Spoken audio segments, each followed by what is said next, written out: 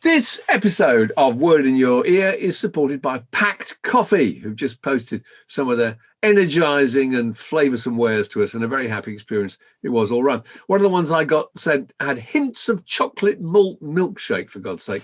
Which I noticed that myself, actually. Did you? Top notes. Top notes. It made me feel achingly fashionable.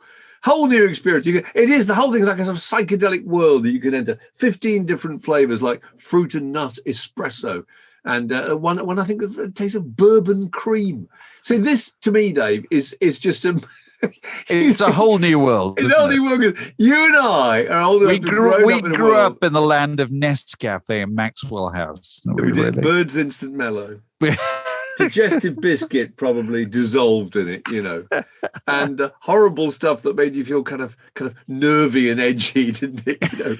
And I can still remember the thrill of going to America for work a lot in the 80s and discovering the rocket fuel they served out there. What a key role it seemed to play in cultural life. And do you remember, the various sitcoms that centered around the idea of coffee? Absolutely. They're all coffee-centered, aren't they? Quite a number of them. Completely. Absolutely. I mean, even Cheers, there's a lovely line in Cheers I can still remember where somebody goes into the bar and Ted Danson says, "Do you fancy a drink?"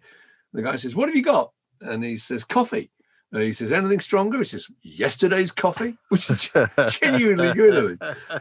Frasier's Cafe Nervosa, I think, beats even French Central Perk as a sitcom's leading coffee-centric dramatic hub.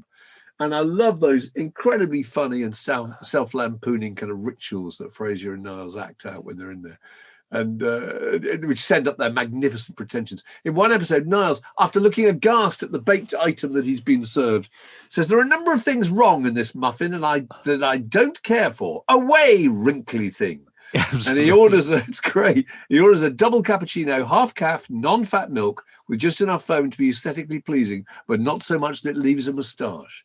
Absolutely. I love the fact that it matters so much to him.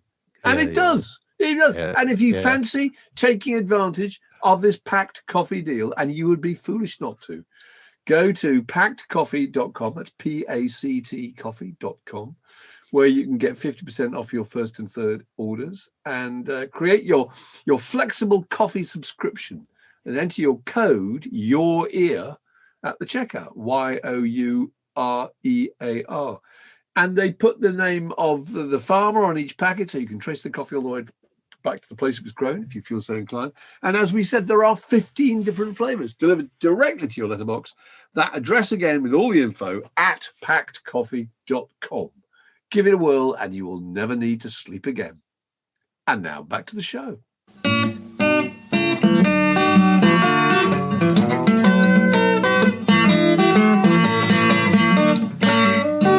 You're listening to a podcast from The Word. So we're recording this on Record Store Day. And from what I gather, Mark, what you're supposed to do on Record Store, I was just reading something about people it was camping out all night outside a record shop in Cornwall, of all places.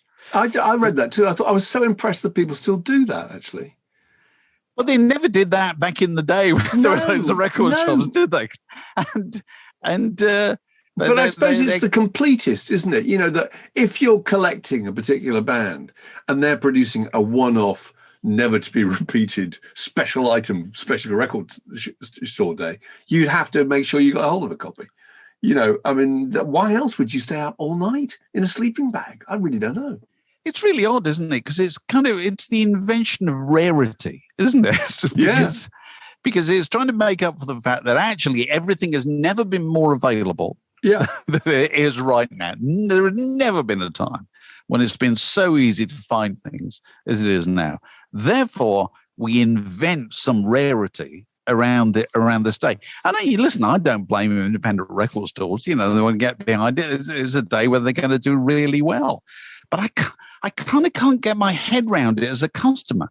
I can't get my head around the idea that you queue up all night. And then you're going to spend, £50 or £100 or something like that.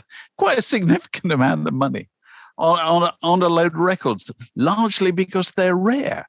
Because my memory of the record shop is that, It's a place where you just went in hundreds of times before you could afford to buy anything at all.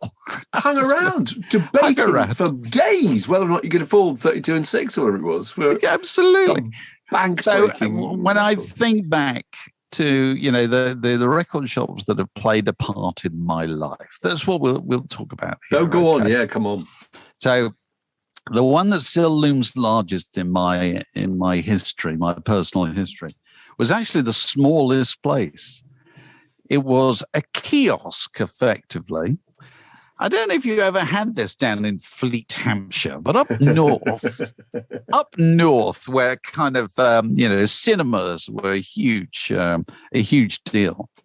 And so cinemas had been built in the 30s and whatever, and quite a few of them had kiosks to the side of the cinema where you bought sweets to go into the cinema. Okay.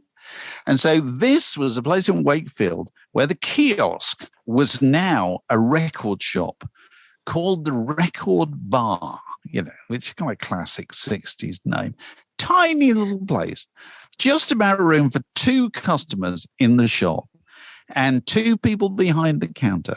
And I remember the 2 people behind the counter because they were called Ken and Betty. Here I'm going back an awful long time.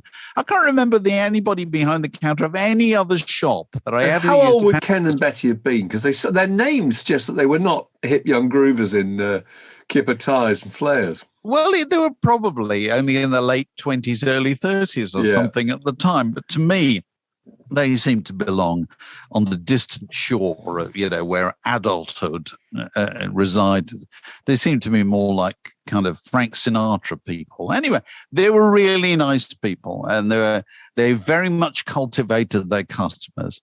And you used to go in the record bar, and it is no exaggeration to say, Mark, in 1966, 67, when you went to the record bar and you went to the new releases rack, and there wouldn't be many new releases. There might be 10, but you would read every word on the cover of those records. Absolutely every You were so ravenous for information and entertainment of a rock-related nature. Absolutely. And I, nothing can ever bring that back for me, because that was, the magic of records was intimately bound up with their scarcity, or the fact that you couldn't afford them. There were luxuries just far above you. So when I think what would I most like to see in a record store day nowadays, what would get me excited? I don't know. It'd just be probably a copy of 5 Live Yardbirds or something. Yeah. I used to just look at it and think, I wonder what it's like to listen to that record. I can't imagine what it's like to listen to that record. You would hold them and you would try and you just try and work out the sound of it, wouldn't you? Yeah, you would. Because you had no other way of playing. It was not going to be on the radio, unless you'd actually say to them in the shop, could you put it on? Which I do remember that being the thrilling thing about Virgin Records. My 2 record shops, I think very briefly, were Clark's Records in Fleet, in Hampshire. Oh, what was that like? What was Clark's in Fleet? Clark's was in the mid-60s. I mean, it's a classic, an old electrical shop selling Hoovers and 2-bar electric fires and all that kind of stuff. A little tiny, we talked about this before, a little tiny record booth in the middle. And a guy who looked like Peter Noone of Herman's Hermits, in a really cool haircut and a little tiny button-down shirt with a tie. And he would get out his box of singles. And you could recognise the colour of the paper from exactly which records they're going to be. The Beatles were always green because they were parlophone, etc. Yes. And I can remember the change culturally when I started going to places like Virgin Records, which I seem to remember going there in spring of 1970 to get Van Morrison's Moondance. Do you remember Virgin in Oxford Street? Oh, I do. You went up a little flight of stairs. It was above Shelley's Shoes. Downtown or Shelley's Shoes, one of the two, wasn't it? Oh, right. You went up a little flight of stairs, and they had these listening booths, and they also had masks, I think, with headphones and stuff. But me and my friend Nick, who had no shoes on, I can remember, he had a pair of loons and it was barefoot. Come all the way from Notting Hill Gate, barefoot, to hear Van Morrison's Moondance.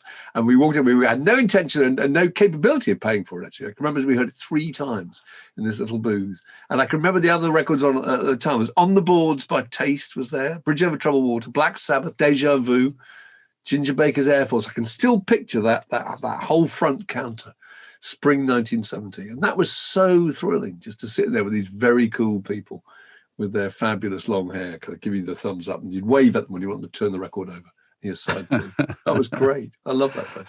Happy day. The Word Podcast, prime cuts of popular culture served fresh each week.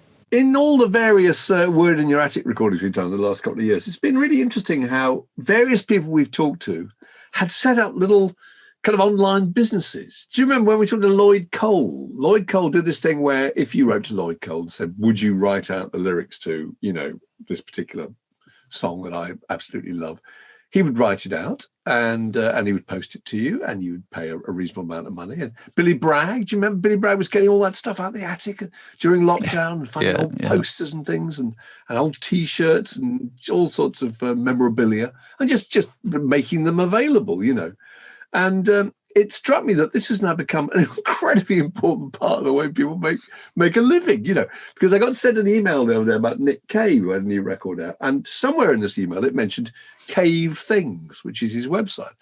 Have you seen Cave Things? I've had a look, yes. It's absolutely unbelievable. I mean, the concept is that the stuff is all designed by Nick Cave. Well, actually, I'm sure Nick Cave does have a hand in it, actually, which makes it particularly attractive. And he sells records and he sells books. He sells Warren Ellis egg cups, the Warren Ellis Pure Exploitation egg cup.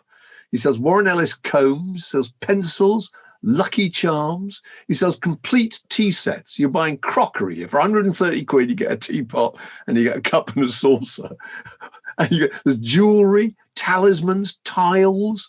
There's a whole thing of children's clothing with kind of little slogans. One of them says, "Don't let them tell you there are no monsters." Nick Cave, to quote from him, you can get lyrics, you can get rejected artworks that he's drawn and weren't used in sleeves. You can get T-shirts with there's one that says, "He's a ghost, he's a god, he's a man, he's a guru." And a big picture of Nick Cave, 35 quid. Tote bags, wrapping papers. And one of my absolute favourite things is you can get a cashmere jumper range. One of them emblazoned with a quote from his mum, which says, "Head high and fuck 'em all." In cashmere, 450 quid. I mean, that's Mum. I know, God bless you, Mum. Isn't that amazing? Yeah, so my mum used to say things like that. Yeah, no, yeah. She didn't. And it's an odd business, isn't it, really? The stuff that you see in kind of catalogue form on people's websites, where you might see something might flutter out of an album cover or something, offering a range of stuff. And is it not the case that nowadays selling kind of holy relics, which these effectively these are holy relics. Yeah. There is like anything else, it's been transformed by the internet in the sense that in the past, if you wanted to sell T-shirts for your band or whatever, you had to manufacture them first. And you had to invest in them. And you had to estimate how many you might sell. So you've got a very difficult business. Very difficult business, because you might sell a load, but if you've slightly underestimated, your profit is gone, immediately in those things. Whereas these things they're kind of standard items, presumably, but just adapted for different artists. And so you don't have to manufacture them at all until people actually order them, and then they're just automatically done. Press the button and out comes they're sent out. I know we've done this. There's Word in Your Ear merchandise. We sell our own stuff, and the way this basically works is you put the design up, and it's available in those different colors and different qualities and so forth.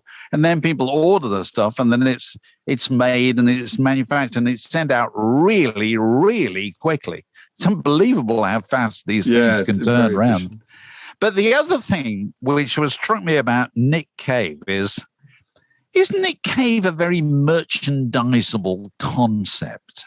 I never think of Nick Cave as being, do you want to wear the Nick Cave uniform? If you're the kind of person that likes Nick Cave, surely you think of yourself as windswept and interesting and really individual. You don't particularly want to sign up in an army, do you? Maybe I completely I don't know if I this do wrong. that, because I think the thing is that the people who sell a lot of merchandise, the people who stand for something. Do you know what I mean? They have an attitude. They represent something. They're symbolic of something. I mean, the people, there must be a lot of punk rock T-shirts sold still. There's a lot of heavy metal T-shirts. They sort of stand for a lot of rap acts, But Nick Cave, it says kind of soulful and deep, and it says literary, doesn't it? And it says kind of left field and hip and thoughtful and characterful. And, I think a lot of people can identify with. I would want to identify. I would want to advertise themselves as that. We're individuals. Here we all are wearing the same T-shirt. Wearing the same T-shirt. I know, with Nick Cave on it. I know. Yeah, I don't know. Oh, well, yeah, you may be right. And isn't it also the case that the bands who really sell, T-shirts particularly, isn't it the case that the bands who sell a lot of T-shirts are the bands who wore a lot of T-shirts? Oh, right. So who was you talking about? What? Well, the Ramones. Ramones are the kind of classic case. All heavy metal groups, all heavy metal groups have somebody wearing a T-shirt. Yeah, they do. A Steely Dan T-shirt, even though it's it's referred to in the lyrics of whatever it is, Showbiz Kids or whatever. It never seems to work in the same way. You know what I mean? There's certain bands who are T-shirt bands. No, you're right, because by wearing them, you're going to look stoned probably as well. You're going to look more like a member of the band. You sort of are. Yeah. You sort of are. You're going to work, and that's their working uniform, isn't it? And you're adopting it at the same time. So, is the world of music, and I'm just going to put this thought out there, and people can, decide whether I'm right or I'm wrong, is the world divided into T-shirt bands and not T-shirt bands? And they're very, very different things. T-shirt band stands for there's a kind of democracy about a T-shirt band. And then there's an elitist quality about a non-T-shirt band. Let me have 1,500 words on that subject on my desk by tomorrow morning. This is a junction in the word podcast. It separates that bit from this next bit. It struck me that this is the anniversary of a really extraordinary record. And I'm sure you remember this coming out, because on the 20th of April, 1982, Frank Zappa released A Ship Arriving Too Late to Save a Drowning Witch, one of which tracks was a track called Valley Girl by Moon Zappa, Moon Unit, his daughter. Do you remember that impact of that record? It was a hit fairly soon after. And I thought it was absolutely incredible, because at that stage, we had no idea who this social stereotype was. I suppose not. And she does this thing about, I just bought some bitchin' clothes. Oh my God, your toenails are like so grody. And it's so awesome. That's the first time I ever heard the word awesome. It's like tubular, barf out, gag me with a spoon. And the chorus goes, tosses her head and flips her hair. She's got a whole lot of nothing going on in there. And it was just an extraordinary kind of social revelation, and I think it's a bit like there are certain characters that were invented, maybe Basil Fawlty, maybe Del Boy, loads of money. There's the PR character invented by Jessica Hines in 2020. Do you remember that? 2012. Yeah. Remember that? Siobhan Sharp, maybe to some extent Alan Partridge. There are certain people who just become absolutely, they manage to epitomize certain characters in the social structure, and that was one of them. And I thought it was really amazing. And that actually started the Sloane Ranger, like the Sloane Ranger being identified by Peter York in the 80s, and suddenly that became part of the landscape. And I thought that was really interesting, because the whole industry then, would the film Clueless had Alicia Silverstone, would that? I mean, that was all based on that notion, don't you think? Well, it became a kind of stock type in movies and television, doesn't it? Really, yeah. I mean, Jennifer Aniston's character in Friends it's not Valley Girl, because she's come from the other side of the country, but it's kind of similar in the sense that there's nothing I would rather do than go shopping. You know what I mean? There's that part of the airheaded. Absolutely, and enjoying being airheaded. Yeah, reminds me of one of my favorite bits in Friends when Monica has a new friend, a new female friend. Oh, it's wonderful. And Jennifer Aniston, Rachel gets slightly jealous about this, and she said, "You didn't go shopping with her." That's right. He said, "Yes, I did." He said, "Wait, you didn't go to Bloomingdale's, did you?" She said, "Yes, I did, but it was only once. It meant nothing, and I was thinking of you all the time." It's just absolutely brilliant, right? That's such a clever gag, isn't it? It is fantastic. I know. But I tell you, the one legacy of the Valley Girl, you know, I mean, nobody talks about grody and tubular any longer. But the greatest legacy of the Valley Girl is the arrival of an adjective, which is now, you cannot move for this. I know what you're going to say. It's awesome, isn't it? It's awesome, which you can now, it's perfectly acceptable to use to describe the ceiling of the Sistine Chapel or a new pizza topping. It's completely acceptable. Absolutely anything is awesome. So all the kind of gradations of quality in adjectives, and you know, I suppose this is particularly the case when you think back to the days of print reviews of records or whatever, and you had to find a million different ways of saying good or terrible. Intriguing.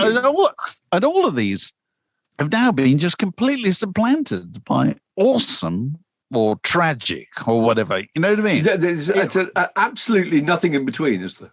Nothing so in awesome between. And epic. There's another one, isn't it? You know, and legend. Somebody's a legend. You know, legend. You're a legend by simply buying somebody a half a bitter. You become a legend. You know, so. Well, you're a legend. Now you're a legend. Legend. You're a legend if you're over 40 and you're doing any of those things. You know, legend implies, my God, are you still alive? Yeah, yeah. But that kind of deliberate overstatement, said with no feeling whatsoever, goes back to the Valley Girl. You know what I mean? It's the kind of blankness of her affect, as we would say. Yeah, you know, combined with the ridiculous over-effusive nature of the words that she uses, that makes the Valley Girl thing. And that, the invasion of awesome is the greatest and, you know, one of the saddest legacies of that whole movement, it strikes me. It is, and it's also the idea that emoji must play a part in this. That the people's vocabulary must be getting smaller. Don't you think? They're just not coming up with the words. You know, I'm always very frustrated when people die and people post on Twitter. There are no words. And you think, oh, for God's sake, there are millions. Just think of something. That's just because you just can't be, you're just sidestepping the issues. There are no words. Try. Just make an effort, please. We're talking about the whole business of kind of coming up against younger people's way of looking at the world. I got sent this record, Mark. This is my record, okay? I'm holding up for the benefit of anybody who's not seen this. My compilation album, Deep 70s, which is coming out soon. Yeah. You've got it soon. And if you were looking at it, you'd see that on the front of it says David Hepworth, Deep 70s, underrated cuts from a misunderstood decade, and a big graphic of a 12-inch vinyl, you know, LP. And it's rather exciting. Anyway, I put it on the side in the front room. It's just on the side on a shelf. And my youngest daughter had just come round this morning. And of course, she doesn't notice it at first. And then after about half an hour, she goes, "What's that?" It's fairly self-explanatory, isn't it? It's pretty self-explanatory. Also, I would have thought fairly visible, but, you know, I may be wrong. Absolutely. It's fairly obvious that your father has compiled a vinyl album, in fact, a double album. Yes. It's like, what further explanation do you require? What's that? What's that? Yeah, I'm just not going to make the effort to think. I'm not going to make the effort to investigate. I know. I hope she's not listening. The Word Podcast. What's wrong with being sexy? This Word in Your Ear is also brought to you by NordVPN. And VPN stands for, what does it stand for, Mark? Virtual Private Network. That's absolutely correct, sir. Which is a way you can obviously keep your data safe on the internet whenever you're logging in, either at home or abroad. It protects your identity and it encrypts your data so that nobody can steal that identity. At the same time, it also enables you to access the internet via servers in more than 50 different countries. This means you can often sidestep region restrictions and stream movies and TV programs from around the world. And my latest discovery in my wanderings via NordVPN, Mark, comes from the wonderful world, which is Swedish Netflix, which I heartily recommend to anybody because it must have absolutely everything I want to see. And I'm talking about a particular jewel I stumbled upon this week, which is Gonsko Beat. Are you familiar with I'm familiar with this. This is a movie that came out in about when I was 63. Was it 63? 65, I think. 65. And it's brilliant combination of the things that were fashionable at the time. One was the invention of gonks. The other was beat music. The third thing was sci-fi. I suppose the fourth thing was the kind of the upsurge in light entertainment comedy stars. So it's a mixture of all those. Let's throw all those together, and it can't possibly fail to be commercial. And it did really well. The plot revolves around a notional battle for domination of the earth between Beatland and Ballad Isle. Okay, so it's actually beat music on one side, or it's soupy ballads on the other side. And it's got Lulu, hasn't it? It's got Lulu and the Lovers. It's got the Nashville Teens. It's got the Graham Bond organization. So the first musician you see in it is a very confused-looking Ginger Bruce. Baker. Is it Jack Bruce? Jack Bruce, That's a bass player with Graham Bond's organization. Anyway, it was money. Why wouldn't you do it? It's absolutely bizarre. So on a more serious level, the film that I ended up watching most of, actually, yet again, God, I've seen it so many times, and I think it's probably the best film made about the Second World War. I mean, it's a bold claim, I know. This is the best film made about the Second World War, certainly by people who had been involved with the Second World War and therefore knew whereof they spoke. And that's, of course, The Cruel Sea. The Cruel Sea with Jack Hawkins. Denham Elliott and Jack Hawkins. I mean, Denham Elliott was in the Air Force, wasn't he? Jack Hawkins, it was in the Welsh Fusiliers, I think, yeah. But it's, because the real enemy, as they say in the prologue, is the Cruel Sea. It's not the enemy, it's the Cruel Sea. And they play a convoy escort crew in the North Atlantic. It's a brilliant film anyway. So if you want to find all that kind of stuff, actually, another thing I found about touring the world via Netflix is that you have different territories in different countries, different ways of categorizing films in different territories. So the Swedes, for instance, have a section called Family Cozy Time.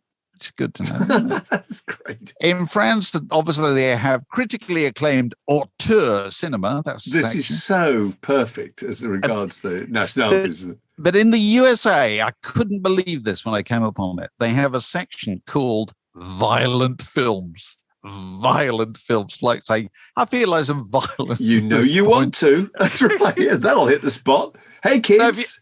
If you want to find out about all this, you can take advantage of a deal where you can try NordVPN by going to nordvpn.com/yourear, or just use the code YOUREAR. You get a huge discount off your NordVPN plan and one additional month for free, and also a bonus gift. And it's risk-free because there's a money-back guarantee, 30 days. Full details, as ever, below in the show notes. The Word Podcast. Fix yourself a drink and it's like being in the pub. And now we're joined by our Britpop correspondent, Alex Gold. And you were saying, what were you saying about the word awesome, Alex? There is a popular beat number in the ether space that is dedicated to awesomosity. It's called Everything is Awesome. It's by Tegan and Sarah, and it was written for the Lego movie which is obviously a favourite picture flick of mine. And can I just read you a verse? Yeah, go on. Go on. Okay, here we go. It's beautiful. Blue skies, bouncy springs. We just named 2 awesome things. A Nobel Prize, a piece of string. You know what's awesome? Everything. Dogs as fleas, allergies, a book of Greek antiquities, brand new pants, a very old vest. Awesome items are the best. Trees, flogs, clogs, they're awesome. Rocks, clocks and socks, they're awesome. Figs and jigs and twigs, that's awesome. Everything you see or think or say is awesome. That's basically a rewriting of a few of my favourite things from Sound of Music, isn't it? I suppose it is, the same yeah. concept. It is. Found paper patches tied up with strings, isn't it? So anyway, Britpop. Is Britpop coming back, Alex? Well, something odd happened. It appears to be all around us. Go on. It's back, and how? It seems to be that most of the middling Britpop bands of days of yore are 10 times bigger than they were the first time around in some bizarre... And they're all touring, aren't they? They're all touring. Echo Belly, Dodgy, Luke Haynes, Boo Radley's, Lush, Shed 7, Sleeper, all touring at the moment. Shed 7 are massive. Yeah. Reverend and the Makers. Remember Reverend and the Makers? How could Shed 7 be massive? When you say massive, what size venues are they playing? I'm pretty sure they're playing arenas. That size of venue. Sizable places. We're talking many, many, many thou of people. And of course, it's just really, really bizarre. Reverend and the Makers are a really good case in point. They were sort of, if anybody's not familiar with them, they came off the back end of the Arctic Monkeys. They were friends with them, and they sort of kind of shuffled in on their coattails. Fast forward to 2022, and they too are playing arenas, I do believe, and have a very, very sizable fan base. It's incredible, isn't it? It's bizarre. But it's the same. It's exactly what happened in, all those 60s bands, the Neil Youngs and the Paul McCartneys and the, Paul Simons and, Well, what's happened is that, all those original fans are still there, plus their sons. So they've effectively doubled by their fan base by association. You know how many people the Strokes played to the other week in Argentina? Go on. And the Strokes are a band I still personally consider quite indie, even though they had quite a lot of success. 94,000 people. That's not indie. That's definitely so not indie. That's a whole tour, right? No, that was one gig. One gig? 94,000 people. Liam Gallagher doing 2 nights at Nebworth, a feat which in 1997, whenever it was unparalleled by his former band Oasis. It was big news. Liam Gallagher plays 2 nights at Nebworth in 2022, and nobody really bats an eyelid. It's just expected. So can we, and Mark and I were talking about it the other day, talking about how good Nick Mason's Saucerful of Secrets are, and they're currently on tour, absolutely all over the place. And we were saying, has Nick Mason won Pink Floyd? I think he has. If it were a competition, is he the guy that's won? He probably has. Oh, he has, surely. Has Liam Gallagher won Oasis? Is that the case, Ali? 100%. I mean, there's so much expectation on Noel, I think, because he wrote all those songs. He'll always be, that brief window in the 90s will always be the yardstick by which he's measured. Whereas Liam, I think Liam, in many people's eyes, has kind of blossomed in his own way over the years. He was the troublesome oik who's somehow molded himself into being this kind of man of the people. He does exactly what you'd want Liam to do. He offers nothing new whatsoever, but somehow he's all the more lovable for it. He just gives I understand has a kind of arthritis problem, doesn't he? I mean, talking about he might have to have a hip replacement operation, which I thought was really felt for him, because I thought it was particularly ironic because the people who usually have to have their Steven Tyler had a knee replacement, Billy Joel had a double hip replacement. Eddie Van Halen had a hip replacement. A lot of these people, because they actually throw themselves around on stage. The irony is, Liam Gallagher's stagecraft really involved him just sitting on the drum riser when he wasn't singing, drinking lager and smoking Benson and Hedges, and then standing in front of the microphone and doing the bare minimum of movement. So, but I feel sorry for the old geezer, don't you? God almighty. I do, actually, but I think he's kind of brought it on himself. If he'd drunk less lager and more milk, got his calcium, maybe, maybe things would be different. Oh, but okay. But he's also an avid runner as well. He started running, I think, and he started to run every day, and I think that's what's kind of done it. But it is the irony of ironies, absolutely. Yeah. So we got a bit of correspondence from Chuck Lonson, Patreon supporter, and he wants to know, because he's off to I think probably this very evening, see Little Feat in the United States. So they're touring behind the 45th anniversary of their live album Waiting for Columbus, and they're playing the 17 songs that made up that album. And current lineup contains one founding member, Bill Payne, and also it's got Sam Clayton on the congas and Kenny Gradney on the bass. And they've both been with the band since 1972. Fred Tackett has been with the band since 1987. And he wants to know, is he actually seeing Little Feat? Does that constitute Little Feat? Does that officially constitute Little Feat? You think it does? I think it does. I think it's very hard to say. Either what matters to you most, that you're in the presence of genuine legends who were members of the group, original members, or that it sounds like you could probably go and see a tribute band. I'm sure you could. I'm sure there are lots of them which sound infinitely more like Little Feat doing "Time Loves a Hero" than these guys.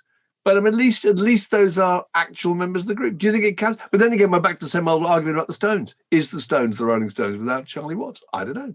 There's only two members of the original Stones. Are they? The difficult thing with the Little Feat is there's two Little Feats. There's three Little Feats, actually. There's the Little Feat led by Lowell George. Yeah.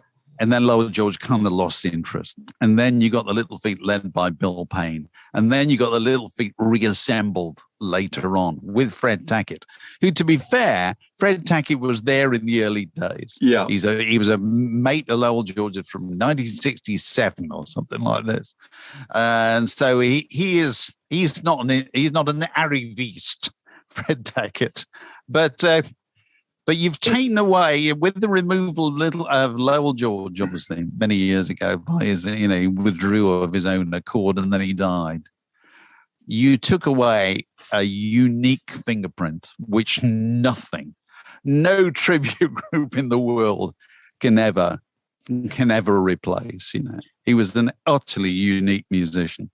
And so there was you're always going to struggle, aren't you, when the lead singer and the front man is no longer there.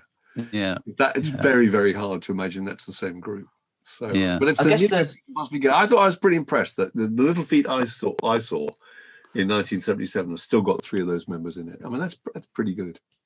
Bit of a different thing, perhaps, but perhaps the most extreme example is the Sugar Babes situation. Is the Sugar Babes the Sugar Babes when none of the Sugar Babes are still in the Sugar Babes? There's not one of them.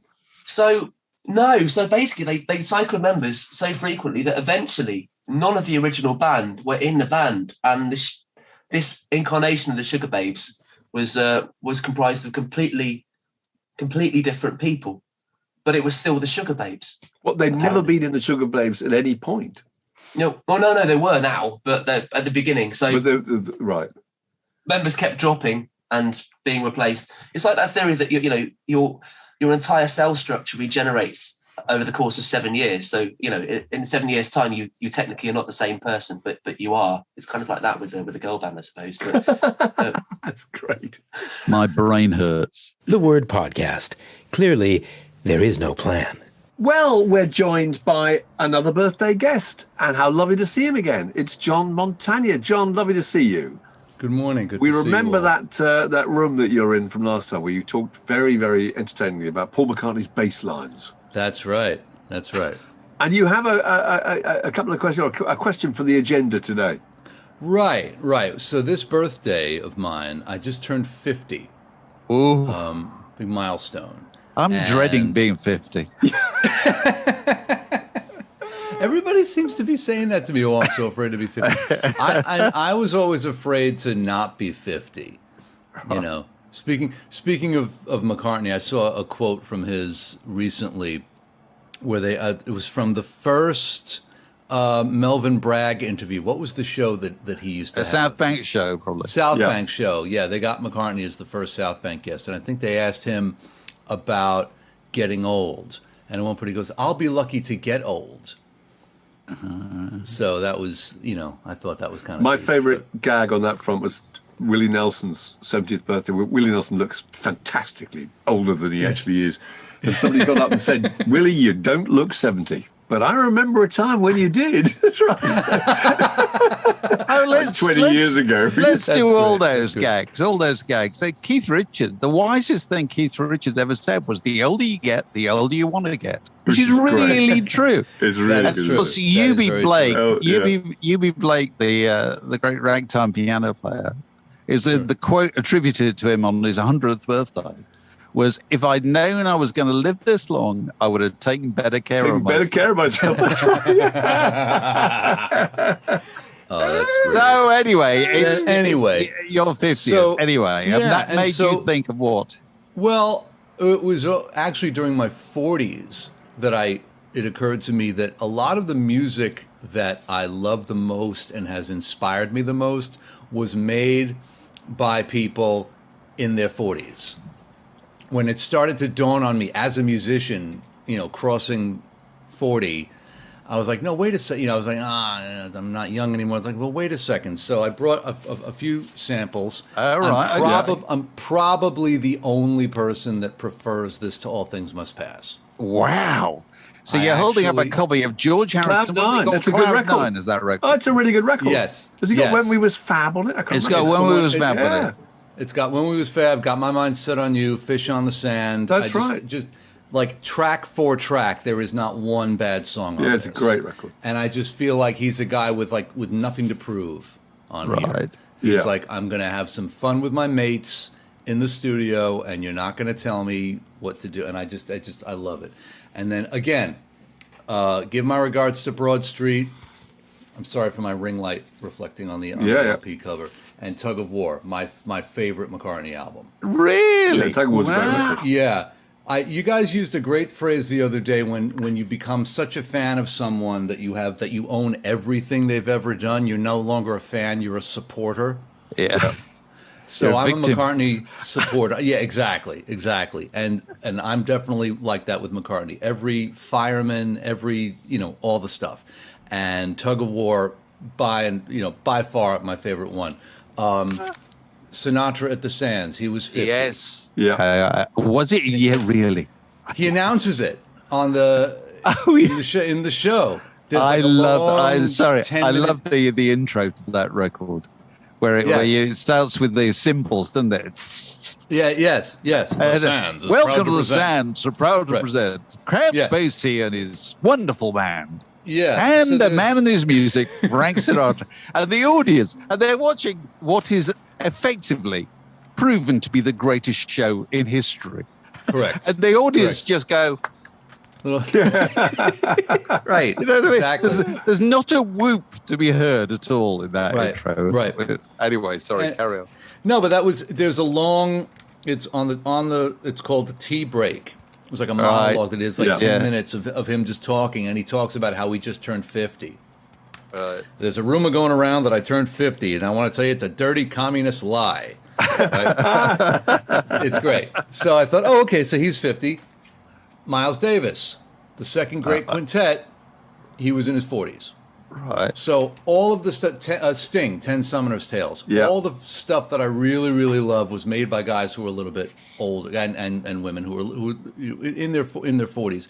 And I was wondering if you guys had any sort of opinions of your own about this, about artists who, when they cross a certain age, and the characteristics of an artist who is aging gracefully, and what that looks like. Well, I've and got maybe three who your people I'd examples mention. of. They might be really obvious to you: Leonard Cohen, Lucinda Williams, and Nick Lowe, because I think Okay. they were all working in a mindset that was slightly older than they were at the time, and they kind of Okay. grew into those people. Nick Lowe is much more convincing, I think, as a kind of disillusioned middle-aged man than he Okay, I was was as a gonna kind be- of thrusting youth. That was going to be my question. What did you mean when you say like an older mindset?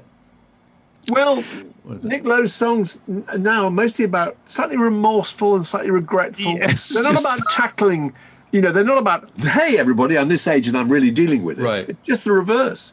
Lately, I've let myself slide. It's the idea that he's looking back to the person he once was, and he's a kind of crumbling, dilapidated version of that. Right. And I think Lucinda Williams is quite the same, actually. Yeah. That she's sort of, she's now kind of just dealing with the complexities of middle age, not really being able to deal with it, but just expressing it. I think Nick Lowe does it fantastically well. Yeah, he does. And was there a song, "There's Hope for Us All"? Yeah.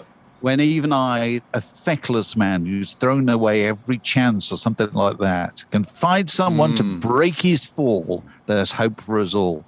And it's the idea that Nick Lowe writes about kind of having achieved some level of domestic contentment after a lifetime of kind of throwing it away. Yes. Yeah. And I don't know anybody else who's done that. And I think you're right. Leonard Cohen and Lucinda Williams and these kind of people, and people like James Taylor, have matured really well. But I think Nick Lowe it does it better than anybody, and it made a series of wonderful records. One of which was actually called "At My Age," isn't it? At My Age, yeah. You know what I mean? And those images, that untouched takeaway I bought home the other day, might have a lot to say. Yes. It's just everything just sitting there looking at himself and thinking, look at me. This is so. If you haven't investigated those yet, that would be my tip to you. Okay. Well, also, I mean, I'm a huge fan anyway, and a hugely underrated bass player too. Bass player. I mean, underrated in every respect. Yeah, he is. So, what are you doing for your birthday, or have you had it? My birthday was on Monday, and we were actually in Arizona. We have a house out there that we're sort of having to clear out and prepare to sell. So we just, my son and I flew back yesterday. So I'm just kind of waking up, actually. It's 8 o'clock in the morning out here in New York. So. Oh, well. Just, good. Well. Have a good day. You're listening to the Word Podcast, where the time is whenever you want it to be. And we're back. Alex, what have we got coming up we should tell people about? Well, we just happen to have the event of the year coming up on Saturday, June the 18th. Absolutely. Which happens to be Paul Thumbsaloff McCartney's 80th birthday. And incredible idea. We felt, I know. We felt it was the right thing to do as his good pal to throw him a party. An unofficial party. So that's what we're doing. Opera Holland Park. We've booked the weather, which is going to be fantastically sunny. And anybody who was there last year, you'll of course know what a wonderful day it was. And anybody who wasn't, we highly recommend you buy a ticket. We should say it's a gorgeous tented venue, isn't it? It's outside, but there's a canvas stretched above you. In the unlikely event that it would rain. And it's just out in this gorgeous park, isn't it? Licensed bars, booksellers. It couldn't be more convenient. All the best people are there, and we're lining up a selection of people who are going to talk about Paul McCartney and what he means to them and their particular take on Paul McCartney. So it's a unique opportunity to celebrate a once-in-a-lifetime event. Paul McCartney's 80th birthday. So that's our Word in Your Park, which is on June the 18th. Is that right? Yep. June the 18th, that's correct. And you can get tickets at wiyelondon.com, or there'll be a link in the show notes of this very show as well. And we should mention some of the Word in Your Attic things we've done recently. There have been some really good ones, haven't there? John Ronson, we did Edgar Wright, was a while ago, actually. Stephen Wilson, very recently. Alexis Petridis, who was fantastic. Viv Groskop, Stuart Lee, Jenny Colgan. But there was a lovely one. Actually, I don't know if we put it up yet, but it's coming up in the next couple of days with a guy called Nick Durden.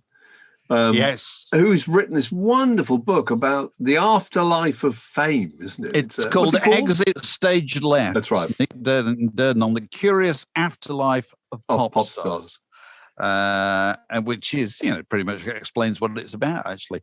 And it's funny, I was just looking earlier on the interview with Alex Kapranos of Franz Ferdinand.